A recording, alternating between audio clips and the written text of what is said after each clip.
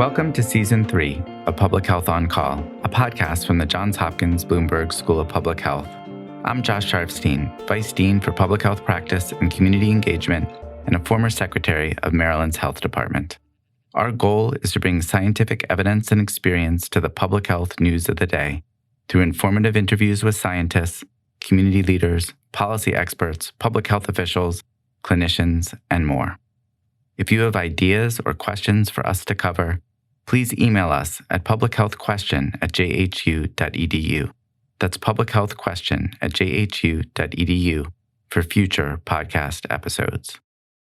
Today, Stephanie Desmond talks to Dr. Letitia Jaraza, Baltimore City's health commissioner, about how COVID-19 continues to impact her city. They discuss the equity issues for COVID vaccines, including how the city is using unique ways to reach those at highest risk. Let's listen. Letitia Jaraza, thanks so much for joining me. Awesome. Thank you so much for having me. So I'm really happy to have you here to talk about vaccination in Baltimore City. So I guess the first question I want to know is, how is it going? That is a great question to start with. So right now, about 27% of residents here in the city have received at least a first dose of vaccine. So almost a third have had at least one shot. So, I think we're making progress, but obviously still have a long way to go. Mm-hmm. As you can see, and I can see, the numbers are going up in Baltimore, sort of just like they're going up everywhere lately. Yeah. Are you worried that we're not getting the doses in fast enough? So that's definitely a concern. Obviously, we're seeing the variant, which we know is more transmissible. We are seeing, again, older folks get vaccinated. So that's a good thing. More than 40% of older residents above the age of 60 in the city have received at least one dose, which is reassuring. But I think we are not at a point to be able to let our guard down and return to business as usual. We really do have to continue all of those precautions. We have seen businesses return, not completely to business as usual, but a lot of stuff is operational. And I'm curious how you feel about that. Yeah, I think it's one of those things that just because you can do it doesn't mean you should, right? So certainly lots of things have kept many of us safe over the past few months. We still should be avoiding large gatherings, even if we're vaccinated, right? We should still avoid large gatherings because many folks aren't vaccinated. We should still avoid activities where the mask comes off when we're around people outside of our household. We should still continue to wash our hands. So I think it's, again, just because you can do something doesn't mean you should. And we have to continue all of our harm reduction measures in terms of mitigating our risk for being exposed to COVID. Mm-hmm. Are people being tested as frequently as they should be, or do you think we have an issue with that as well? We've seen a decline in testing generally, and that is, again, that's a national trend. It's not unique to Baltimore City. We are still very much encouraging people to get tested if you have symptoms of COVID or if you've been exposed to someone with symptoms of COVID, even if you've been vaccinated. Again, we know the vaccine isn't necessarily 100% effective, and the earlier we can identify someone who's sick, the earlier that we can kind of separate them and notify their contacts. So hope that people would still get tested with the same fervor that they had a few months ago. Are you worried that people are letting their guards down? Absolutely. One of the things we've seen here in the city is starting around February, we saw a significant increase in mobility. And again, I think this is what we're seeing across the country. So people really begin moving close to how they were moving pre-pandemic levels. And that's really concerning because we still are in this active pandemic and we still have a large number of the population that is not vaccinated. The majority of people are not yet vaccinated. It's interesting because I drive around, my daughter's been in school the whole time and I drive to pick her up and I couldn't believe the traffic yesterday. I thought this seemed like back, over a year ago. So it's surprising to me how much movement we're seeing. Yeah, no, absolutely. I completely agree. I do remember those early days. My son, same thing, has been in daycare. There was no traffic, right. At all. But yes, it's there. People are moving. Yeah. And I guess people are tired of this. Yeah, I think COVID fatigue is very real. Yeah, I know we all feel it, but we have to really continue to be vigilant. I want to talk to you about sort of the equity issues around the vaccine. So I know that Baltimore City has a lot of underserved minorities, a lot of older people, just the kind of people who are hard to reach. So I guess I wanted to start with, how you feel about those issues and what you're doing to mitigate it. Yeah, that's a great question. One of the things that we did early on is we designed our vaccine distribution plan through an equity lens. So we knew early on, just like we saw disparities and inequities as it relates to who got COVID in the first place, we knew we would see something very similar with vaccine distribution. So in our planning process, our focus has always been on how do we create equitable access to the communities that have been hardest hit. And the way that we've been able to do that is through work with partners. Again, we work with partners throughout the pandemic to expand to access points that are less traditional, right? So I think everyone's pretty familiar with the mass vaccination site. And there's very much a place for the mass vaccination site. You can get hundreds to thousands of people in and out in their vaccine very quickly. But that's not necessarily the best location for someone who can't take off work for a few hours or who doesn't have their own car, who can't pay for parking, depending on the location of the mass vaccination site. So we launched in January mobile vaccine teams. So working with local hospitals and academic partners, as well as pharmacies, we actually have mobile vaccination teams that go to senior housing sites. We started with senior housing sites since that's such a high risk population. So not nursing homes. Nursing homes had the federal pharmacy partnership, but senior housing sites. So buildings throughout the city that have a high density of older adults and low vaccination coverage. That's how we've prioritized them. So we have this mobile response team. Our community health workers go to the site, work with that housing coordinator, pre-register individuals for vaccine. And then a few days later, the clinical team comes back and provides vaccine for those residents. So they don't have to leave their homes.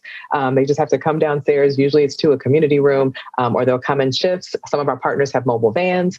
It just depends. But it's such I think, a way of creating this equitable access to folks who might not otherwise have it. So that's always been a part of our overarching strategy. Are you still working with senior housing, or are there plans to expand beyond senior housing? We'll be expanding beyond senior housing. We anticipate finishing all of the senior housing sites, and there were more, I think there's around 120 in the city by the end of this month. So we'll be working with community partners to look at public housing sites and think through, what vaccination pop-ups look like. We now have other partners in this space doing that work. So trying to align our strategy and our approach with them as much as possible. So for instance, FEMA is deploying some mobile strike teams to the area as well. So we're working with FEMA to ensure that, okay, this is the location that needs it. Like, we're still working on the senior, housing sites, but perhaps you can go to this church or this location and begin doing these pop-up events. I mean, I love the idea of going to public housing because it is a challenge to get down to these mass vac sites. I know people who have paid a fortune in parking down at the convention center here in Baltimore. And there's nowhere to park otherwise for people who aren't familiar with Baltimore. And so I think it's, obviously it's definitely something that needs to be done. Are other cities doing this, or is this something that not everybody's quite, glommed onto yet? We have heard of other cities doing this. I think Philadelphia is one. Am I breaking up? Sorry. We have heard of other cities doing this work as well. And I was able to, a few weeks ago, speak at a mayor's conference and talk about some of our mobile work. So I would guess that many have begun, if they weren't already doing it, have begun to employ this strategy as well. Again, for us, we're able to do it because we have really great partners. So very, we're located in Baltimore City, 11 hospitals, 2 large academic medical centers who have been so supportive in helping us, again, reach the community that was hardest hit. So are you running into any hesitation? I know that there's been a lot of talk about certain populations being potentially less accepting of a vaccine. And I'm curious if you've run into vaccine hesitance, if you've had to sort of work through that in some way. Yeah, I mean, I think that there's certainly vaccine deliberation across multiple demographics. Obviously, in the beginning, I think there was such a focus on, minorities and African Americans not trusting the vaccine. When we go to these senior housing sites that are largely African American, of where we have the data, where we collect the data on these sites, over 80% of those getting vaccinated are African American. Over 80% are over the age of 60. So I think that while vaccine deliberation or hesitation exists, I don't think that is the main barrier I think access is more of a barrier than actual vaccine deliberation. There was also a poll conducted here in Maryland by Loyola. And when you look at the difference in, who was willing to get it, it was a couple of percentage points. Like maybe I think it was 62% of African Americans versus like 67% of whites. So it's really not that big of a difference. What I hear from my colleagues in rural areas is that there's also, hesitation among those living in rural parts of the state. So again, I don't think it's specific just to African Americans or minority communities. I think there's, hesitation or deliberation across multiple demographics. And so it's really our job in public health to get the best, most accurate information. And we want to get out in a timely manner. We want to be transparent with what we know and what we don't know. And we want to create access points. So when people are ready, when they've been able to make that informed decision, they know where they can go. Mm-hmm. The pandemic has really put a spotlight on health disparities. I mean, if we didn't know about them before, which we in Baltimore did, it's really put a huge spotlight on these health disparities. And I'm wondering what you sort of see as the future. In the future. So are we going to learn from this and move ahead, or are we going to go back to business as usual? Yeah, I hope we do. I think, like you said, if you live and breathe public health, you knew lots of these disparities existed. You weren't surprised at what we saw once more demographic information was available for those that were hardest hit by COVID. But I hope that really inspires all of us moving forward to figure out how we can address what those disparities are through policy change, right? Like, absolutely, we want to get vaccine to those communities hardest hit. We want to be equitable in our approach. How do we change policy, though? How do we really dismantle particular policies that have, contributed to these structural disadvantages that predispose one race or one profession to getting COVID over another? Mm-hmm. And I think the fact that you have focused so much on finding, in this example, creating access where there wasn't access. I mean, that to me is sort of just one small thing you can do, I imagine, to deal with health disparities. Absolutely. I mean, I certainly think access is huge. I mean, I talked some about the education. We have been, very intentional about tailoring our message to the community. So we led focus groups actually during flu season.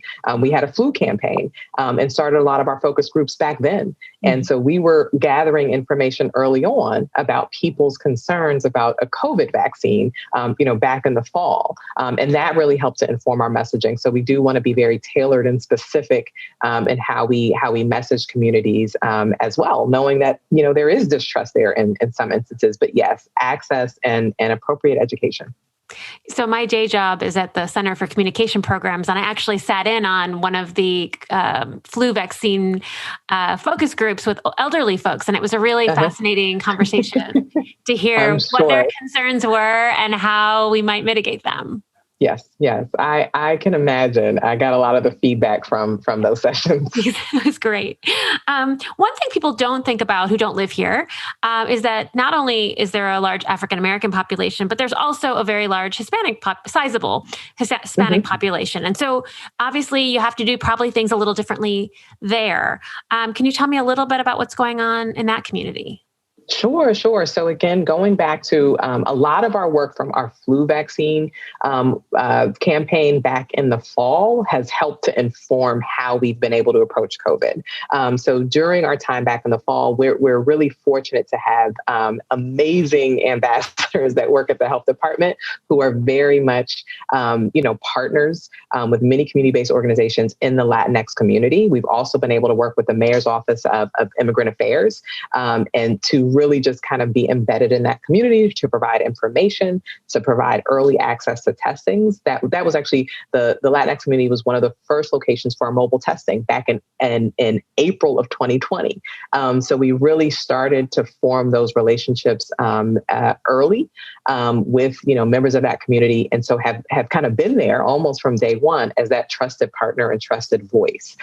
So again, continuing that work, still supporting mobile testing. Other partners came in and have been doing mobile testing. And the same thing when it comes to vaccines. So really being present in the community, but working with our CBOs who are very well versed in issues that are specific to the Latinx community to make sure that they get vaccine access as well. Well, Letitia Daraza, thanks so much for sharing everything you guys are doing there. Thank you. Public Health on Call is produced by Josh Sharfstein, Lindsay Smith-Rogers, and Stephanie Desmond. Audio production by Spencer Greer, Niall Owen McCusker, C.N. Oates, and Matthew Martin, with support from Chip Hickey. Distribution by Nick Moran. Production support from Catherine Ricardo and Neiman Outland. Social media support from Brenda Haggader, Grace Holes Fernandez, and Caroline Wong. Thank you for listening.